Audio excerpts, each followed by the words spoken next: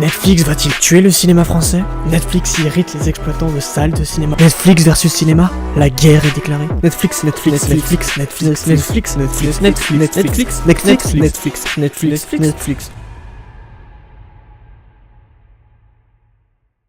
Wow. Netflix n'est en aucun cas la cause de la mort du cinéma français. Ah bah avec ses 200 000 places vendues en 2018, crois-moi qu'il est pas prêt de se faire détrôner. Depuis un peu plus d'un an, les groupes d'audiovisuel français ont décidé de s'en prendre aux géants américains Netflix de leur cause de baisse de popularité. Alors je veux pas enfoncer le clou par rapport à ce débat complètement inutile, mais quand tu vois que d'un côté Netflix te propose dans son catalogue de films 2018 À tous les garçons que j'ai aimé, Sierra Burgess is a Loser, ou encore Je ne suis pas un homme facile pour rester dans les films français, tandis que le cinéma français, bah il te propose Les Tuches 3, qui est selon moi le plus mauvais des Tuches, À la 2, et Les Ch'tis de famille. T'as vite fait ton choix. Après je me dis c'est parce que je suis un jeune, que j'ai pas assez l'esprit critique reculé, nanani, nanana, toujours trouver une excuse quoi. Avant d'aller plus loin dans mes propos, je vais juste faire un petit historique rapide sur cette société qu'est Netflix.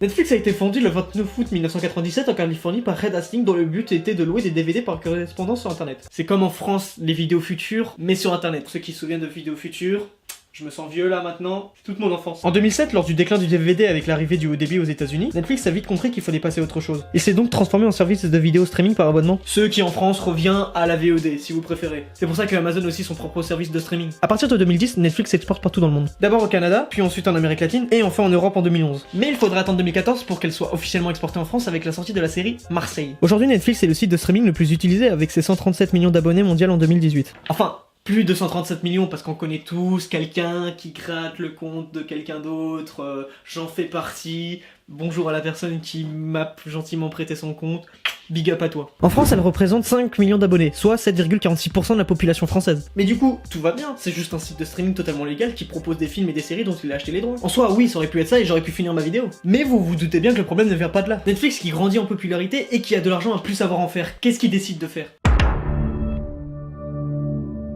Le 1er février 2013, Netflix sort House of Cards, qui est la première série originale Netflix, qui fut aussi la première série de l'histoire exclusivement sur internet nommée aux Emmy Awards. Et c'est les seuls prix que Netflix pourront gagner. Et c'est bien ça le problème avec Netflix et le cinéma français, la réglementation. Pour expliquer ce problème de réglementation, on pourrait revenir sur la polémique de Oshka au Festival de Cannes 2017. Oshka raconte l'histoire d'une jeune fille sud-coréenne qui s'est occupée de Oshka, une espèce de cochon transgène... C'est pas cochon... termite, je ne sais pas... hippopotame, pendant un peu plus de 10 ans. Mais tout bascule là le jour où Oshka fut capturé et transporté à New York, où la grande méchante décide de l'exploiter et bla bla bla bla bla, on s'en fout, je vais pas vous raconter toute l'histoire, il est encore sur Netflix, si vous voulez aller le voir, pour plus de renseignements, allez-y. Et ben ce film, qui est une production originale Netflix, était nominé au Festival de Cannes. C'est une grande première pour Netflix. Thierry Frémaux, qui est le directeur général du festival, a dit que c'était une situation complètement inédite. Une situation même très inédite puisque ce film a été contesté pour les festivals de Cannes par la Fédération nationale du cinéma français. La raison est telle qu'elle ne respecte pas une règle du concours, qui est justement l'article 3. Tout le métrage invité en compétition devra faire l'objet d'une sortie commerciale dans les salles de cinéma en France dans le respect de la réglementation française applicable notamment en matière de la chronologie du média. Le problème vient donc de la chronologie des médias.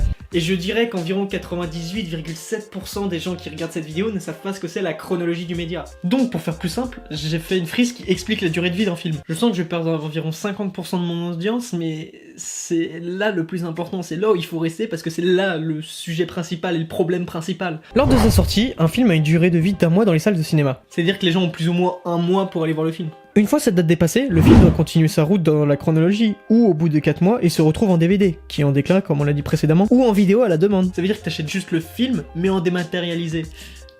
C'est juste que t'as pas la boîte et pas le CD quoi.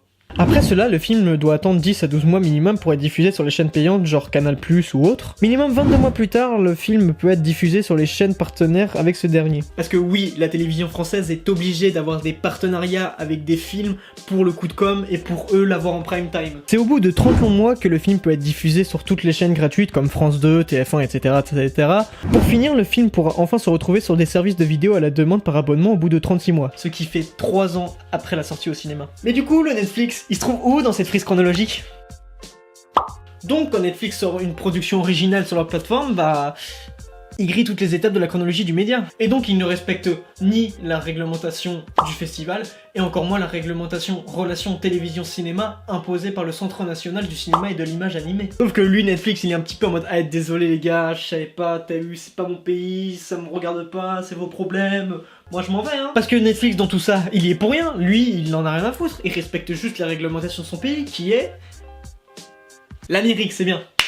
T'as bien suivi. La réglementation américaine est plus cool en ce qui concerne le cinéma. Elle possède pas la chronologie du média, donc tu peux passer de la salle de cinéma à Netflix d'un coup, sans passer par la case DVD télé. Le seul truc, c'est que si un film veut des nominations dans une cérémonie, il doit passer minimum une semaine dans une salle de cinéma. Ce qui est le cas de Roma, un film ayant gagné 3 Oscars et qui est une exclusivité Netflix. Mais du coup, est-ce que Netflix est vraiment la cause de la mort du cinéma? Eh bien...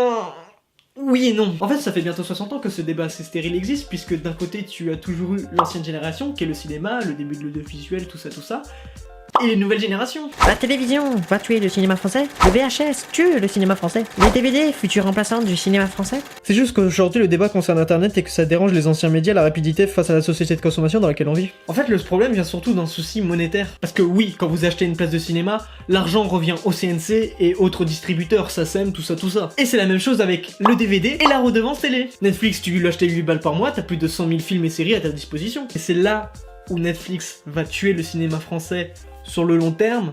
On en est qu'au début, c'est en termes d'économie. C'est pour ça que le Festival de Cannes souligne que ton film doit être commercialisé, parce que si ton film gagne un prix ou est nominé au César, les gens vont s'y intéresser, et ils vont regarder, et donc ils vont payer. Mais je ne suis pas prof d'économie, donc je ne pourrais pas vous renseigner sur la chose. Déjà, j'ai dû perdre beaucoup de gens. En tout cas, je pense que Netflix et Red Hastings a compris comment les gens consomment leurs films, et avancent juste avec son temps. Eh ben, je crois que j'ai...